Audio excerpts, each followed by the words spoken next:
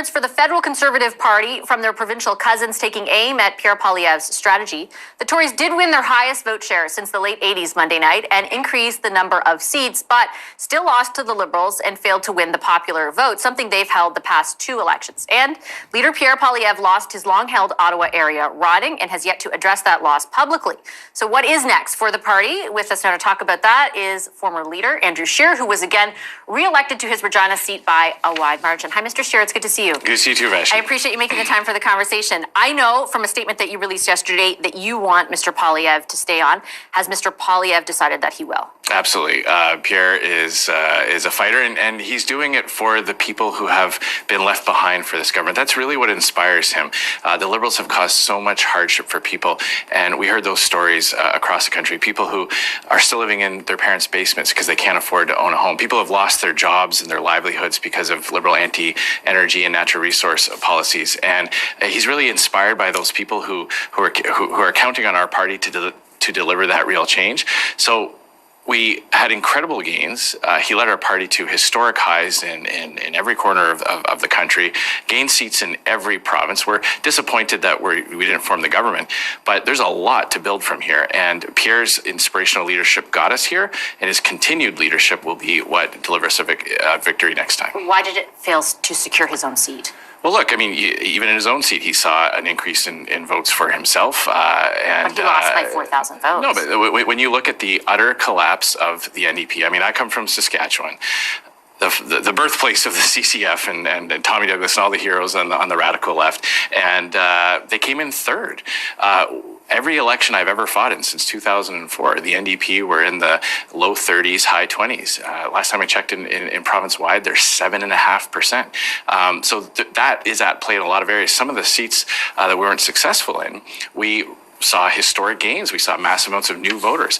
There's a story to be told there about all the new people that Pierre has attracted to our movement. I mean, people who say that some of the criticisms I just heard on the leading to the show, they're just not looking at the facts. The facts are more people voted for us than ever before. We got a higher percentage than ever in the modern Conservative history, and we picked up seats that we haven't held in some cases in 20 years. So Did we do enough to win? Clearly, we have more work to do. There's another step to this journey, but there's an incredible base of support here that we could not have achieved without Pierre Poilievre's inspirational leadership. I think you're pointing to comments from Premier Doug Ford in Ontario and Premier Tim Houston in Nova Scotia. And I take your point about all the gains, and I think that's completely fair comment on what happened. But like you said, it wasn't enough to win. And the Liberals actually increased their share of the popular vote by more than yours did after a record that you've spent 2 years criticizing and gaining in popularity for criticizing. You still couldn't clinch a win after a 10-year record of the Liberal government that you have told Canadians repeatedly is terrible for them. Why is that not about more than just the NDP's failure? Why doesn't responsibility for that lie at Pierre Poilievre's feet? Well, look, we're going to go through the process of finding out exactly what the campaign got right and what the campaign might have missed, or what the calibration that might need to be addressed going forward. But at the end of the day, when we look, there was a massive shift in the political landscape when Justin Trudeau stepped down, and quite frankly, we had a new Liberal leader that didn't get a lot of scrutiny from the media, didn't get a lot of the same tough questions that Conservatives tend to get, and immediately went into an election campaign. So it drastically shifted the landscape.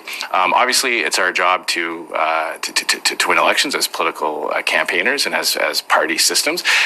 We don't do it for ourselves. We do it for those people. We do it for the people who are counting on us. And that's where our disappointment is today, is that there were so many people hoping for that real change. I mean, almost 42% of Canadians were hungry for something completely different. And now Mark Carney is going to go down and double down on all the same policies as Justin Trudeau. So clearly, it's tough after that, but let's not lose sight of the fact that we are in an incredibly stronger position, that we are so much closer than ever before. I think at least 7.5% more than we got in the last election. Huge gains to build on here. New caucus members from areas that, by the way, are ground zero for being threatened by U.S. tariffs. I mean, we picked up seats in Windsor. We picked up seats in Hamilton.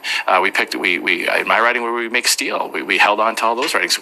All the places in the country where people are directly affected by the threats of U.S. tariffs, forestry, mining, oil and gas, potash, manufacturing, steel, we won those voters. So what we need to do is we need to look at what is the next step? What is that gap to get the other few percentage points that we need to form government? And that's what we're going to be doing over the next days and weeks. If I understand you right, though, you're saying it's the fault of, it's basically because of what happened to the NDP. It's the fault of the media. I mean, you have two conservative premiers, with respect, you have two conservative premiers saying it was the strategy employed, that essentially Tim Houston said the Conservatives are pushing more people away than pulling in. These are Conservatives. This isn't me just making it up. It's just demonstrably false by the facts. I mean, the facts are it doesn't make sense. Why didn't Pierre Poilievre talk to Tim Houston or talk to Doug Ford? Isn't that weird? You can't simultaneously say we push people away when we got more votes. That's just factually incorrect. That doesn't work on a mathematical level.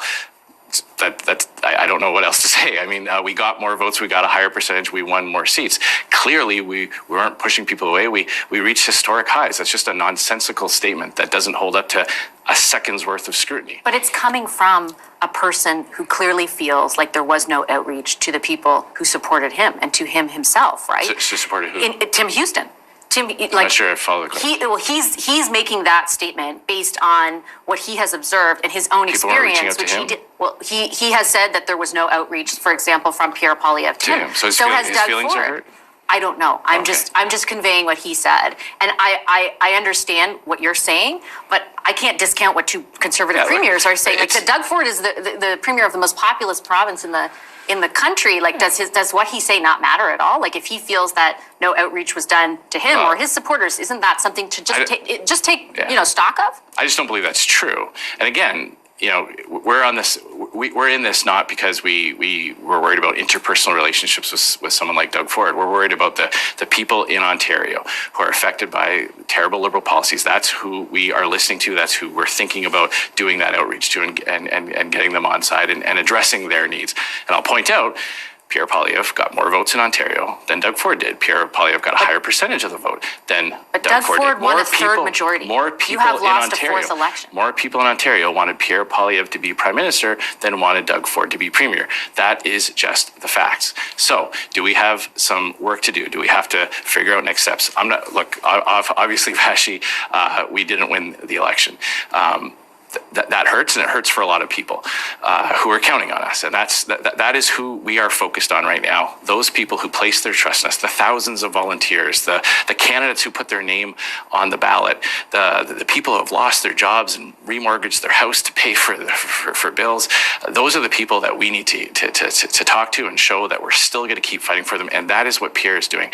Ever since Pierre launched his leadership campaign, he has been consistent. He is fighting for those people who are left behind by Ottawa. When Ottawa caters to special interests, when the Liberal government rewards their friends and imposes a crazy ideology. I mean, Mark Carney has written a book extolling the virtues of the carbon tax. He said he's going to keep the carbon tax on the industrial side. That means job losses in places like Regina and Hamilton. So those are the people that Pierre is focused on.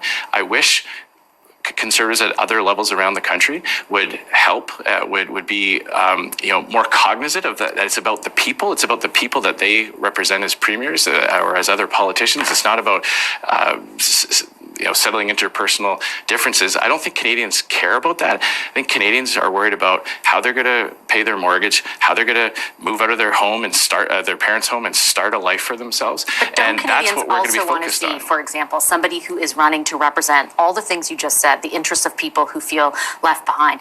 Don't they want to see that person working with other leaders and working towards better outcomes for everyone? You're dismissive of, for example, for the Premier's support in Ontario, he won a third majority mandate. You have failed to win a fourth time around. As I said, there are dynamics that we have to figure out to make sure that doesn't happen again. But again, more people wanted Pierre Poilievre to be Prime Minister in Ontario than wanted Doug Ford to be Premier. That's just a fact. But I'll tell you what Pierre Poilievre didn't do. I just feel like it sounds like you guys are in denial that you lost. I won, but I lost. Like, I don't understand. Who's denying that? No. I'm just saying your prescription is to do something that Premier Ford seems to be asking for. I'm just pointing out that, well, for sure we have to take a look and take stock and say what do we need to do to win next time? Just pointing out that Pierre Poilievre is he's popular. He's more popular in Ontario than Doug Ford is, just based on the votes. Like that's not a subjective opinion. If we just count ballots, that is just an objectively true statement. Didn't the Liberals win the popular vote though in Ontario? Federal, I'm just saying when you're talking about popularity, when you're talking about base of support, these are just facts. I'll tell you what Pierre Poilievre didn't do. Pierre Poilievre didn't endorse Bonnie Crombie. Pierre Poilievre didn't praise opponents of Premier Ford and the Ontario PC Party. So, look, I think it's time. What I would say to everybody in Canada, every Conservative, every type of every level, we can all agree that Liberal policies will be bad for Canada. So let's work together. Let's work together. Let's stop this kind of thing, this kind of finger pointing. We will absolutely take a hard look at what decisions were made and why were they made and what data went into making those decisions. What do we need to do to be successful next time? And again, not because we want the blue team in and not because out of our party's sake, but I'll tell you, Vassy, I knocked on doors in every corner of this country. The despair that people had if the Liberals got another term was real. I mean, we had people weeping, crying, telling us their stories at rallies and on the doorstep. People weren't just saying, we hope you win. They were saying, you gotta win.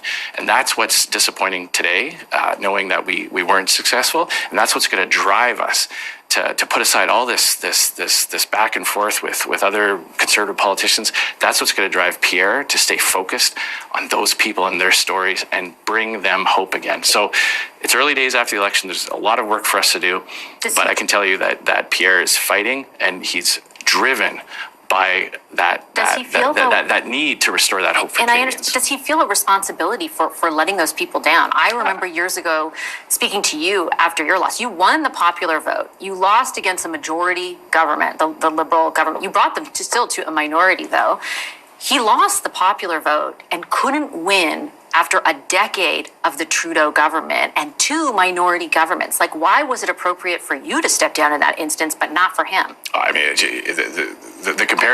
to compare these results to 2019, I don't even mind saying I was leader in 2019. Pierre was leader this time. Massive gains, Vassy. But you won the popular vote. This is look, we're in the early days after the election. There is no one that could have built up this team, this platform, other than Pierre. I mean, it's almost like everyone forgets that Justin Trudeau was a popular prime minister with a whole lot of support for his policies. And Pierre, through a systematic litigation of the damage that was doing to Canadians, forced a sitting prime minister who did not want to go to resign. Okay, that's no small accomplishment. So this idea that it was no big deal to go into an election with this kind of footing is just false. It took Pierre's vision. It took Pierre's leadership style to put us in the position that we were. We got 42% of the vote. That's more votes than. But in January, if I could just say, Pierre Poilievre got a higher percentage of the vote than Jean Chrétien ever got, than Paul Martin, than Stephen Harper, than Justin Trudeau. So we need to put this in perspective. But they all won majority governments. Yeah, not Paul Martin, but the other ones. Okay, but clearly, we need to think about a few things about how we fell short and why we fell. No one's here denying that. And my message to those 8 million plus, or around 8 million, I haven't done a recent check, but about 8 million people who voted Conservative hoping for that change. My message is, we get that there is disappointment. We get that we need to figure something else out to win next time. We're not taking that for granted. No one's saying here, that we don't have some work to do to figure that out. But there's an incredible base of support that only Pierre Poilievre could have done for our party, and he's the only person that can continue that and finish the job. Will he run in a by-election? I mean, I know the government will call the by-election, but is it someone going to step aside in like a so-called safe seat? Like, has that decision been made? Look, these are early days. It's 2 days after the election. It's something that we'll be addressing going forward. But I can tell you that Pierre is staying on. He's fighting. He's gonna work with our caucus. He's gonna work with our loyal volunteers and our activists to keep the momentum going. And I am very confident that as we get through the difficult days, the next days and weeks, as we figure some of these things out, we're gonna come out the other side with a more united team, with a bigger team, with more representation from more provinces, and Pierre is the man to deliver that victory in the next In election. the meantime, while he's not in the House, will you be leading the party in the House? These are Still not decided. Okay, yeah. had to check. Okay, Mr. Scheer, thanks for your time. I appreciate it very much. Thank you very much. Andrew Scheer is a re-elected MP and, of course, former leader.